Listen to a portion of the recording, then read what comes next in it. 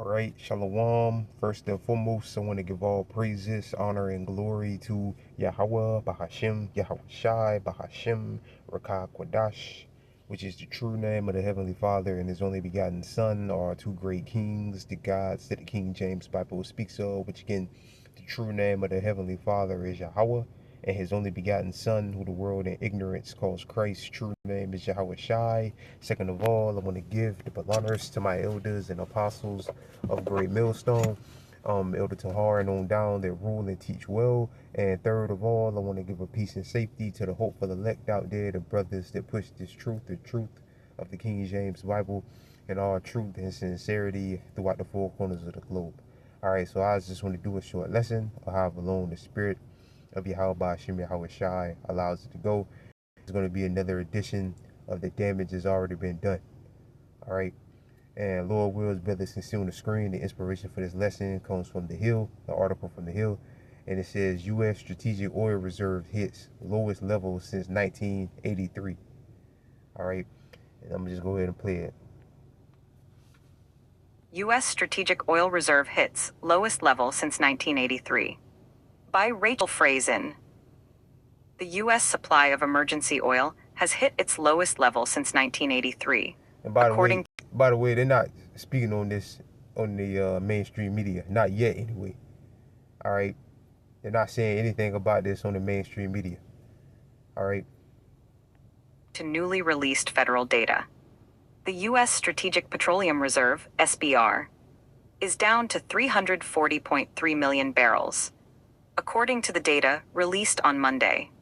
The last time that levels were this low was 1983, when the Reagan administration was filling up the reserve for the first time. The U.S. established the Emergency Oil Reserve in 1975 after an oil producer embargo against the country triggered an energy crisis. The low SPR level is not a shock. The Trump administration announced in March that it would release 172 million barrels from the reserve over the course of 120 days. Right, and how long has this war been going on now? For like what, 110 days or something like that. All right, so, and the other day, by the way, which I'm pretty sure all the brothers out there saw it, he lied and said that the reason why oil, the price for a barrel of oil has remained so low is because they've been sneaking boats out of the strait. That was a complete and utter lie, man. All right, a complete and utter lie. All right, the reason why they've been able to keep suppress the price for a barrel of oil like the way they has because they've been releasing, which I'm pretty sure all the brothers out there notice, they're releasing reserves out of the American reserves. All right, and also with a little help from China too. Like I was watching what's his name, one of them guys I was watching. I forget which channel I was watching. I was watching a bunch of them guys, but he was saying, yeah, with a little help from China as well.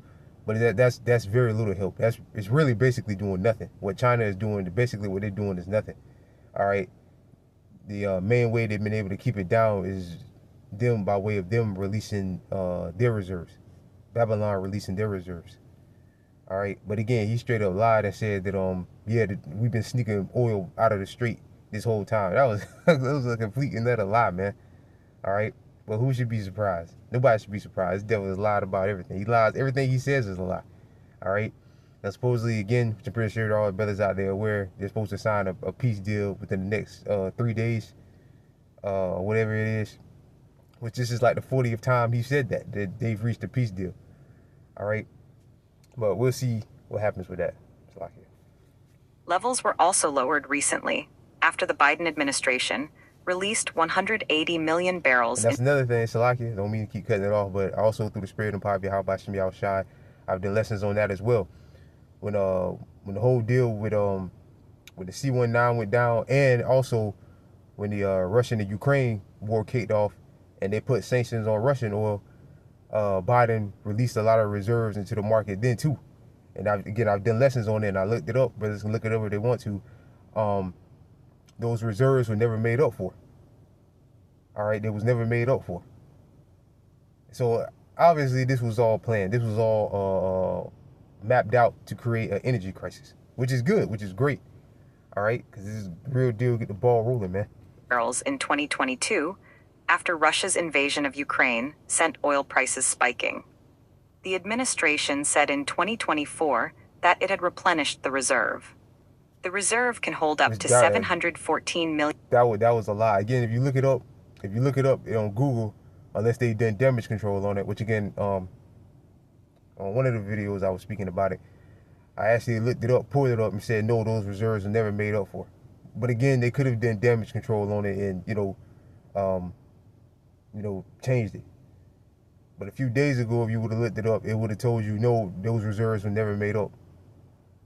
All right, so again, this is all been mapped out. This has all been pre-planned. All right, and a few of the Zaquanian Menachem have showed in the Illuminati card game. One of the cards is an energy crisis. Them creating an energy crisis. So this has all been mapped out, all been pre-planned, mapped out. All right, to help create an energy crisis. Which in an energy crisis, a lot of things happen. All right. Gas prices go up. Shortages of diesel, or the price of diesel goes up, which creates problems in the grocery stores. All right, which people was already catching hell before this war even happened. All right, so it's beautiful, man, beautiful. 18 million barrels of oil. The U.S. consumes about 21 million barrels of oil on any given day. Tom Closa. Like it. And he said that they've only been sneaking like 20 or some, whatever he said, which that was a lie anyway. It was all a lie. The amount of barrels, it was like 20 or something like that, which like the article just said that America consumes that in a day. So that's nothing. Even if they was doing that, that's nothing. That ain't nothing. That's only for one day. All right. And again, even if this deal does get signed, like through the spirit of Papa Yah Bashim Yahushai, Zaquanian Menachem have been saying through the spirit of Papa Yah Bashim Yahushai, those tankers move at a pace of a 10-speed bike. It's going to take two to 3 months for them boats to reach their destination. And then when they get there, the oil have to be refined. So that's like another month. So it's going to take 3 to 4 months to get so-called things back flowing again. So again, the damage has already been done, man. Regardless if they open the strait or not, and boats do start moving, the damage has already been done, man. It's going to be a hot summer. Hottest summer on record, Lord willing. Closa, chief oil analyst at Gulf Oil, told The Hill ahead of the data's release, "I am not really worried about the SPR," adding that the U.S. appears to be in decent shape. The news comes as the U.S. and Iran say they have reached a deal that is expected to end the war and allow more ships into the Strait of Hormuz, which has been a key oil shipping choke point since the war's start. Right. Yeah, man, it's over, man. Paper or plastic, it's a wrap, man. All right, and again, even if they do open the strait or whatever now or tomorrow or Friday or whatever, even if it does open, all right, again, it's going to take at least 3 months, 3 to 4 months for things to get back right again. All right. And again, which they might have already turned the pumps off. Who knows, man? They're not telling the truth about anything. The pumps might already be turned off. When those reserves reach a certain level, all right, they can't let it go lower than a certain level. All right. So they'll have to, cut it off, cut the pumps off, basically. All right, meaning that he won't be able to dump more reserves into the market, more barrels of oil from the Babylon's reserves into the market anymore. He won't be able to do that anymore. All right. Again, it's a wrap, man. This is Jeremiah chapter 51, verse 8, which I read yesterday. Babylon is suddenly fallen and destroyed. How for her take blame for her planes? If so, she may be healed. Right, and before the Lord destroys this place, he's going to cause all hell to break loose in this place. And the energy crisis would definitely, things will get really bad here in the energy crisis. I'll just say that. Verse 9, we would have healed Babylon, but she is not healed. Right. The economic system is done. America's about to face a major energy crisis, which it really already is. All right. The infrastructure here is terrible. There's no way to fix this place. This place is beyond repair, man. All right. But she is not healed. Right. National debt again is approaching, if not already, $39 to $40 trillion. All right. Again, they're about to be faced with a major energy crisis. Again, the economy again is in shambles. So on and so forth, man. All right, there's no fixing this place. Again, this place is beyond repair. And let us go everyone into his own country, for her judgments reach unto the heavens and is lifted up to the skies. Right? The Most High is about to bring the second death upon this place, which is going to come by way of ICBM nuclear missiles. But before he does that, all right, he's going to destroy this system, crash this system, mainly the financial system, all right, and replace it with a new digital financial system, all right, which in order for the people to participate in that, they're going to have to take a microchip in their hand or in their forehead, which is the mark of the beast, the microchip technology, which is the mark of the beast, which will be put inside of people's hands or head to participate in the new digital money financial system. All right, that's what's coming. And again, this energy crisis could be the major thing. All right, you know, like they say, never let a good crisis go to waste. So this could be the crisis that they're gonna use to just shake everything up, and through this, everything falls apart.